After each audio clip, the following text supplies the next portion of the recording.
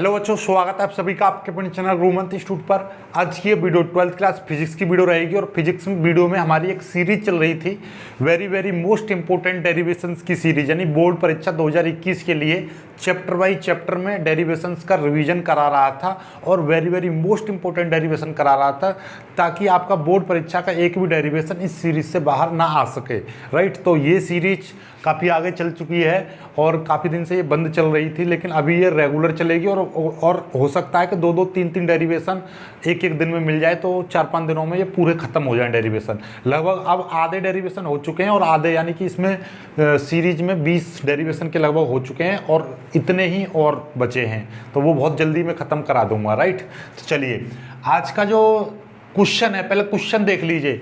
आज का जो डेरिवेशन है इतना लाजवाब डेरिवेशन है कि जो 11 से लेकर 20 तक लगातार सही आ रहा है। जैसे 11 12 में नहीं आया, 13 में आया, 14 में नहीं आया, 15 में आया, 16 में नहीं आया, 17 में आया, फिर 18, 19, 20 इस तरीके से आ रहा है। तो मैं आपको इसीलिए कहता हूं जो पेपर बनता है, देखिए 11 में आया, 12 में नहीं आया, फिर 13 में आया है, फिर 14 में नहीं आया, 15 में आया है, फिर 16 में नहीं आया, 17 में आया है, फिर 18, 19, 20 इस तरीके से पेपर बनता है मोस्टली एक साल छोड़ के। ठीक है, तो आप लोग घबराएं नहीं। और ये सन मैंने अपने आप से नहीं लिखी है, देखिए स्क्रीनशॉट देखिए, पहले तो ये स्क्रीनशॉट देखिए, यहाँ पर क्या दिखाई दे रहा है, इसमें दिखाई दे रहा है, देखो क्वेश्चन क्या कह रहा है कि दो समांतर धारावाही ऋजुरेखीय तारों के बीच लगने वाले बल के सूत्र F/L बराबर μ0 2 पाई I1 I2 R का निगमन कीजिए।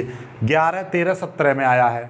और आगे देखिए ये दूसरा स्क्रीनशॉट देख लीजिए, दूसरा स्क्रीनशॉट इसे देखिए, इसमें देखो दो समांतर धारावाही लंबे तारों के बीच चुंबकीय बल के लिए व्यंजक प्राप्त कीजिए।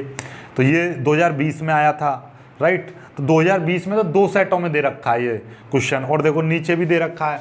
अब ये स्क्रीनशॉट में तो देख लिया होगा, देखो मैं आपको बता दे रहा हूँ, इसमें देखिए दो समांतर धारावाही चालकों के बीच लगने वाले सूत्र स्थापित कीजिए। तो यानी 17, 18, 19, 20 इस तरीके से आया हुआ है। मतलब ये है वेरी मोस्ट इंपॉर्टेंट डेरिवेशन ही कराता हूँ इस सीरीज में। तो आप ये ना पूछा करें, कमेंट करते हो ना आप, सर ये ज़्यादा इंपॉर्टेंट है या पहले वाला। बेटा इस सीरीज में इंपॉर्टेंट ही करा रहा हूँ, इनसे बाहर नहीं आएगा बोर्ड परीक्षा के में कोई भी डेरिवेशन, तो इनको तो बस घोर के पी जाओ। ठीक है, चलिए तो स्टार्ट करेंगे। तो स्टार्ट करने से पहले 2-3 बातों का ज्ञान आपको जरूर होना चाहिए। क्या कि वैद्युत क्षेत्र क्या होता है, चुंबकीय क्षेत्र क्या होता है, चुंबकीय क्षेत्र चुंबकीय बल क्या होता है, इस तरीके की चीज़ें हैं। पर थोड़ा जितनी इस डेरिवेशन में यूज होगा उनको मैं बता दे रहा हूँ। अभी मैंने इससे पहले एक डेरिवेशन कराया था मैंने कि एक एम्पियर का परपतीय नियम लिखिए और एम्पियर के परपतीय नियम की सहायता से एक सीधे लंबे यानी एक ऋजुरेखीय तार के कारण किसी बिंदु पर चुंबकीय क्षेत्र की तीव्रता का व्यंजक। सीधे ऋजुरेखीय तार, इसमें आई धारा बह रही है, कोई एक सीधा तार है, उस तार के कारण किसी बिंदु पर चुंबकीय क्षेत्र की तीव्रता का फॉर्मूला क्या था, B बराबर μ0 2 पाई I/R। याद हो तो या भूल गए कि किसी सीधे तार के कारण किसी बिंदु पर चुंबकीय क्षेत्र की तीव्रता का व्यंजक या चुंबकीय क्षेत्र का व्यंजक ये होता है सीधे तार के कारण। ओके, याद रखना सीधे तार के कारण। और बायो-सेवर्ट नियम में क्या आता है, μ0 4 पाई आता है, लेकिन यहाँ पर क्या सीधे तार के कारण क्या आता है, एम्पियर के परपति नियम से हमारे ये बायो-सेवर्ट का नियम ही यूज करके हम इसको सिद्ध करते हैं कि सीधे तार के कारण कितनी आती है तीव्रता, μ0 2 पाई I/R आती है। ओके, दूसरी बात कि जब कोई भी आवेश, एक बात याद रखना, जब कोई भी आवेश चुंबकीय क्षेत्र में गति करता है तो उस पर क्या लगता है, चुंबकीय बल लगता है। और यदि कोई आवेश वैद्युत क्षेत्र में गति करता है तो उस पर वैद्युत बल लगता है। राइट, तो कोई चुंबकीय क्षेत्र में, यानी ये चुंबकीय क्षेत्र है, इसमें कोई भी आवेश यदि मूव करेगा यानी गति करेगा तो उस पर एक बल लगेगा जिसको बोलेंगे हम चुंबकीय बल। समझ में आ रही है बात। राइट, तो हमको यही बल निकालना है कि दो समांतर धारावाही ऋजुरेखीय तारों के बीच लगने वाला चुंबकीय बल या लगने वाला बल या लगने वाला चुंबकीय बल भी कह देगा, या डायरेक्ट इसमें चुंबकीय बल कह दे या बल कह दे, तो घबराने की कोई बात नहीं है। ओके, चुंबकीय क्षेत्र की बात कर रहा है। तो हमारे पास में हम मानेंगे, देखो थ्योरी वही लिखनी है जो मैं यहाँ पे बनाऊंगा। ठीक है, माना हमारे पास में दो सीधे लंबे समांतर धारावाही तार हैं। जो सीधे लंबे का मतलब देखिएगा, मैं यहाँ पे बना दे रहा हूँ कि भैया हमारे पास एक तार ये है और एक तार भैया ये है, हमारे पास दो तार हैं। माना हमारे पास दो सीधे लंबे समांतर ऋजुरेखीय तार हैं। माना हमारे पास दो सीधे लंबे समांतर ऋजुरेखीय तार हैं, तो लिख देंगे माना हमारे पास दो सीधे लंबे समांतर ऋजुरेखीय तार हैं जो एक दूसरे के पास रखे हैं, जो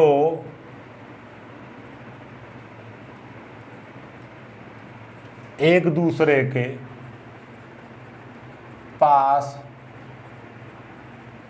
रखे हैं, जो एक दूसरे के पास रखे, दोनों भैया पास रखे हैं, जो एक दूसरे के पास रखे हैं, जिनमें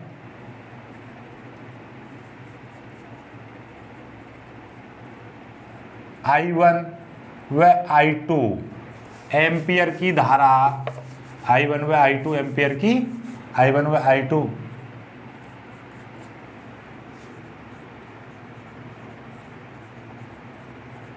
एम्पियर की धारा प्रवाहित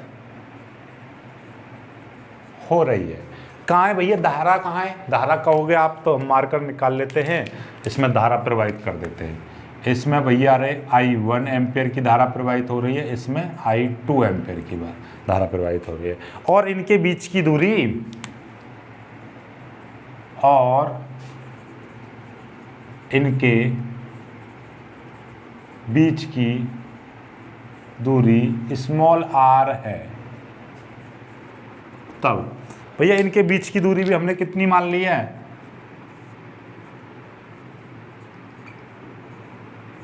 ये होगी। थ्योरी क्लियर हो गई। थ्योरी से हमारा चित्र बन गया कि हमारे पास, माना हमारे पास दो सीधे लंबे और समांतर तार हैं। समांतर ऋजुरेखीय बोल दिया तो ऋजुरेखीय लगा दिया। ऋजुरेखीय का मतलब ही ये होता है कि भैया कोई चीज सीधी है। ऋजुरेखीय, रेखीय का मतलब क्या है, एक सीधी लंबाई में, और ऋजुरेखीय यानी सीधे लंबे तार का मतलब ऋजुरेखीय लगाओ मत, कोई दिक्कत वाली बात नहीं। ऋजुरेखीय ना लगाओगे तो ऋजुरेखीय का मतलब ही ये होता है कि जब बोल दिया ना सीधे लंबे समांतर तार हैं, तो उनका मतलब हो गया कि ये ऋजुरेखीय तार हैं। ठीक है, तो एक वर्ड का मतलब ही क्या होता है, इसलिए मैं इन चीज़ों को ब्रैकेट में लिख दे रहा हूँ, ऋजुरेखीय। ठीक है, तो इसका मतलब क्या है, या तो ऋजुरेखीय बोल दो, या आप एक वर्ड मतलब इन तीन वर्डों की जगह पे एक वर्ड लगा के नहीं काम खत्म कर दोगे। हमारे पास में दो ऋजुरेखीय तार हैं। ऋजुरेखीय का मतलब क्या है कि सीधे लंबे समांतर तार हैं। ठीक है, समझ गए बातों को। चलिएगा, जिनमें भैया जो एक दूसरे के पास रखे हुए हैं, जिनमें I1 व I2 एम्पियर की धारा बह रही है। इसमें I1 और इसमें I2 एम्पियर की धारा बह रही है, और इनके बीच की दूरी क्या है, R है। इनके बीच की दूरी क्या है, R है। ओके, अब देखिएगा, हम सबसे पहले हम निकाल रहे हैं कि भैया माना कि जो हमारा जो तार है AB के कारण CD पर, CD के किसी बिंदु पर चुंबकीय क्षेत्र कितना होगा भाई। अब हमने क्या बताई थी, याद हो तो अभी मैंने सिखाई थी आपको। मैं बात करने जा रहा हूं क्या, माना क्या, सीधे सीधे लिख दे रहे हैं, तब तो लिख दिया, तब तो लिखेंगे चालक AB। ठीक है, अब सुनो, एक सेकंड चीज रह गई। ठीक है, इनके बीच की दूरी ये है, यहाँ पे लगा दिया ये कि भैया इसमें प्रवाहित धारा प्रवाहित हो रही है, और तथा या फिर लिख दो, माना इनके बीच की दूरी देना, तथा इनके बीच की दूरी R है, और इनकी लंबाई L है। भाई साहब, इनकी जो लंबाई है, दोनों तारों की जो लंबाई है वो L है। लंबाई जरूर लिखनी है, राइट। चलिएगा, तो अब बात करते हैं यहाँ पे लगानी है तब, लंबाई के बाद में लगा देना तब। अब बात करेंगे हम, पहले निकालेंगे इस चालक के कारण इस वाले तार पर वैद्युत क्षेत्र कितना होगा। तो लिखेंगे चालक AB के द्वारा चालक CD के किसी भी बिंदु पर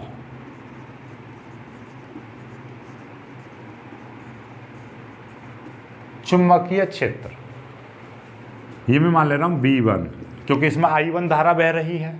इसमें धारा कितनी है, धारा है इसमें I1। जब इसमें धारा आपका I1 की है धारा, तो मैं इसका I1 के कारण जो उत्पन्न चुंबकीय क्षेत्र है उसको मैंने B1 मान लिया। तो देखिए होगा कितना। अभी अभी मैंने सिखाया था, आपको बताया था कि कोई सीधा तार होता है, उसमें I धारा बह रही है, तो उसके कारण R दूरी पर कोई बिंदु P है, तो वहां पर चुंबकीय क्षेत्र कितना होता है, B बराबर μ0/2 पाई और I/R ये होता है। बताया था ना, बताया था। बायोसेवर्ट नियम से ही होता है, लेकिन ये एम्पियर के परपतीय नियम का एक अनुप्रयोग होता है, तो इसलिए उसको लिखने की जरूरत नहीं है, सीधे सीधे आप इतना होता है, ये याद कर लेना, राइट। सीधे तार के कारण किसी बिंदु पर। अब देखना जरा, मैंने क्या कही है कि भैया चालक AB के द्वारा, यानी चालक AB में तो धारा बह रही है, तो लाइक दिस के ये एक सीधा लंबा तार बन गया, चालक AB इस तरीके से हो गया AB, ठीक है। और AB के कारण इस बिंदु पर निकालेंगे, यानी कि CD के किसी भी बिंदु पर, मान ली CD का यहां पर लेंगे तो भी ये भी बिंदु यहां से R दूरी पर होगा, ये वाला बिंदु लेंगे तो ये भी R दूरी पर ही होगा, यहां से ये वाला लेंगे तो ये भी R दूरी पर ही होगा। समझ पा रहे हो, मतलब किसी भी बिंदु पर पहुंच जाओ, CD के रहेगा वो R दूरी पर, क्योंकि ये समांतर तार है। तो इसका मतलब ये किसी भी बिंदु पर जो चुंबकीय क्षेत्र होगा वो कितना होगा, μ0/2 पाई और I1, क्योंकि इसमें जो यहाँ पे इस तार में जो धारा बहने वाली होती है वो I, और इन बिंदु के बीच की दूरी कितनी मान रखी है हमने, R मान रखी है, इतनी आ जाएगी। समझ में आ गई बात। यही तो फॉर्मूला था कि μ0/2 पाई I/R, लेकिन यहाँ पे I की जगह पे क्या आएगा, I1 आएगा, क्योंकि इस तार में कितनी धारा बह रही है, I1 बह रही है, राइट। और दूरी कितनी है, यहाँ से यहाँ तक की दूरी कितनी है, दूसरे तार तक की दूरी कितनी है, R है। तो ये चीज आ गया B1। अब हमारे पास याद रखना, देखिएगा यहां पर चुंबकीय क्षेत्र उत्पन्न हो गया इस तार में, ठीक है। इस तार में कितना चुंबकीय क्षेत्र उत्पन्न हो रहा है, इतना, ठीक है। इतना तो समझ में आ गया ये चीज। अब दूसरी बात और मैंने सिखाई थी, यदि कोई आवेश चुंबकीय क्षेत्र में गति करता है तो उस पर क्या लगता है, चुंबकीय बल लगता है। अभी अभी मैंने बताया था कि यदि कोई आवेश है और वो गति कर रहा है किसमें, चुंबकीय क्षेत्र में, तो उस पर एक बल लगता है जिसको हम बोलते हैं चुंबकीय बल, ठीक है। अब यहां पर कंडीशन अप्लाई होगी, देखिएगा भाई इस तार में जो धारा बह रही है इसके कारण R दूरी पर एक ये जो तार रखा है इस पर क्या उत्पन्न हो गया, चुंबकीय क्षेत्र उत्पन्न हो गया।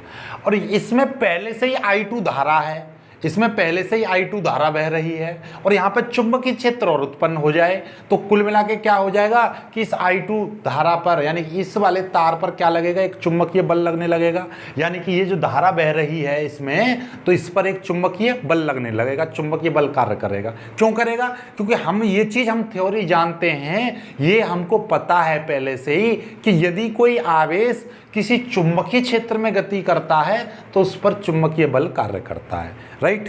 तो अब देखना जरा, ये धारा बह रही है तो मतलब क्या है कि आवेश चल रहा है। जब आवेश गति कर रहा है तो मतलब क्या कि उस पर एक बल कार्य करेगा, क्योंकि यहाँ पर चुंबकीय क्षेत्र, इस तार के कारण यहाँ पर चुंबकीय क्षेत्र उत्पन्न हुआ, और इसमें पहले से धारा I2 है, तो मतलब उस पर क्या लग जाएगा, एक चुंबकीय बल लग जाएगा। चलिएगा तो देखिएगा, तो हम यहाँ पे लिख देंगे चूंकि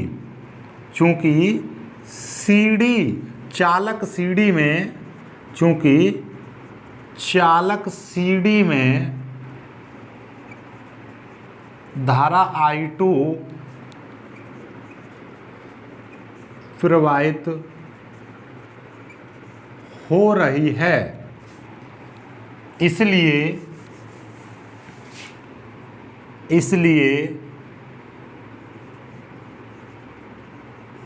चुंबकीय क्षेत्र इसलिए चुंबकीय क्षेत्र B1 के कारण उस पर चुंबकीय बल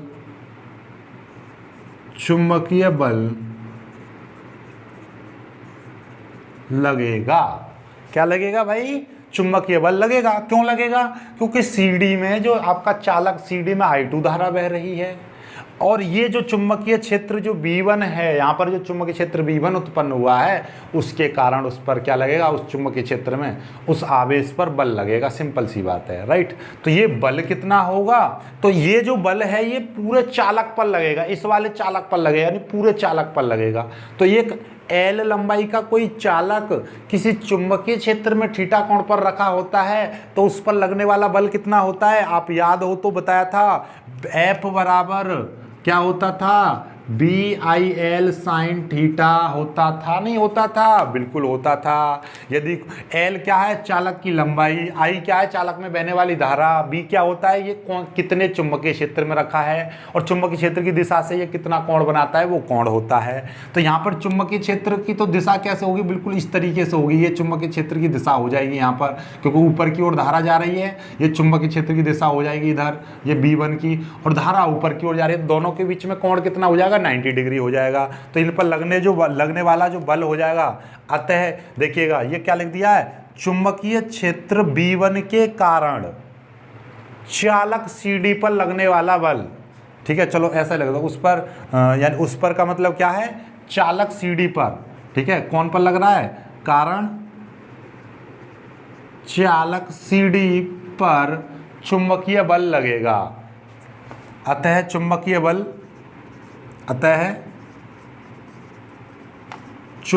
बल F बराबर क्या हो जाएगा? BI, वैसे फॉर्मूला तो होगा BIL साइन थीटा, लेकिन ध्यान समझो, फॉर्मूला तो होगा BIL साइन थीटा, लेकिन B कौन सा लिया जाएगा? B1 लिया जाएगा, क्योंकि चुंबकीय क्षेत्र कौन सा उत्पन्न हो रहा है? B1 हो रहा है। धारा कौन सी ली जाएगी? इसमें धारा बह रही है I2, तो धारा इसमें कौन सी बह रही है? I2 धारा बह रही है, धारा इसमें I2 बह रही है। लंबाई इसकी L है ही, और थीटा की जगह पर कितना लिया जाएगा? 90 डिग्री लिया जाएगा। थीटा की जगह पर 90 डिग्री क्यों लिया जाएगा? क्योंकि देखिए चुंबकीय क्षेत्र की दिशा इस तरीके से रहेगी। ये वैसे वास्तव में चुंबकीय क्षेत्र की दिशा कैसे निकलेगी कि भैया, यानी कि हम हाथ को इस तरीके से रखेंगे, फैला कर रखेंगे कि भाई ये जो ऐसे करके है तल, कागज का तल, तो कि भैया अंगूठा हमारी धारा की दिशा में होना चाहिए और ये उंगली उस बिंदु की ओर संकेत करें यहाँ पर हमें चुंबकीय क्षेत्र ज्ञात करना है। तो ये हथेली जिस तरफ धक्का लगाएगी वो आपका चुंबकीय क्षेत्र की दिशा होगी। तो चुंबकीय क्षेत्र की दिशा अंदर की ओर होगी, ठीक है ना, भीतर की ओर रहेगी, राइट। तो भीतर की ओर का मतलब क्या है कि इस पर हम किस तरीके से दिखाएंगे? चुंबकीय क्षेत्र की दिशा को क्रॉस से दिखाएंगे। क्रॉस का मतलब होता है पीछे का हिस्सा। यदि मैं ऐसे करके खड़ा हूँ, मेरा मुंह पीछे की ओर है, तो मेरे कमर पर लगाया जाएगा क्रॉस। ट्रेन देखिए, ट्रेन जब ट्रेन चलती है तो ट्रेन के पीछे एक क्रॉस लगा होता है, मतलब ये इसका एंड पॉइंट है। तो वही चीज़ है, इसके अंदर की ओर रहेगी, ठीक है। इसकी दिशा कैसे रहेगी? अंदर की ओर। तो उसको तो अंदर को तो तीर को कर नहीं सकता, तो मैं ऐसे, तो धारा ऐसे समझो, देखो ये रही कि धारा तो जा रही है इस तरीके से ऊपर की ओर, ये जा रही धारा ऊपर की ओर, और चुंबकीय क्षेत्र ये है अंदर की ओर। तो कितने अंश का कोण बन रहा है इनके बीच में? 90 डिग्री का, इसलिए 90 डिग्री है। I2 धारा कितनी है इसमें? I2 है। चुंबकीय क्षेत्र कौन से चुंबकीय क्षेत्र के कारण इस पर चुंबकीय, यानी ये B1 के कारण इस पर I2 धारा पर क्या लग रहा है, यानी कि इस चालक में जो धारा बह रही है। तो कुल मिला के बात यह कि इस पूरे चालक पर क्या लग रहा है? चुंबकीय बल। ये पूरे चालक पर लगता है चुंबकीय बल, राइट। किसके कारण लगता है? इस तार में जो धारा बह रही है उसके चुंबकीय क्षेत्र के कारण। ये देखो, इस वाले तार में जो धारा बहेगी उससे उत्पन्न होगा चुंबकीय क्षेत्र, वो यहां पर आ गया, क्योंकि इसमें इस दूसरे तार में धारा बह रही है, तो इस धारा पर लगेगा चुंबकीय बल, वो चीज़ आ गई आपकी, राइट। अब देखिएगा ये B1 का मान कितना था? B1 का मान था, अब मैं किधर करके दिखाऊं? चलिए मैं यहीं पर करके दिखा दे रहा हूँ, इधर इसको मिटा दे रहा हूँ, अब तो इसकी कोई ज़रूरत नहीं पड़ेगी, ठीक है। तो मैं यहाँ पर करके दिखा दे रहा हूँ इसको, ठीक है। देखिएगा भैया, B1 का मान आया था हमारा, ये था B1 का मान, कितना था? B1 का मान, ये आपका B1 का मान है। B1 का मान कितना है? F बराबर हो जाएगा आपका, B1 की वैल्यू आई है आपकी μ0 2 पाई I1/R इंटू, और ये है I2L, ठीक है। और साइन 90 की वैल्यू तो कितनी हो जाती है, 1 हो जाती है। देखिए साइन 90 की वैल्यू 1 हो गई, ये L आ गया यहाँ पर। अब या तो इसको इतना ही लिख दीजिए, इसको आप इस तरीके से लिख सकते हो, μ0/2π I1I2/R इंटू L, ऐसे लिख सकते हो आप, राइट।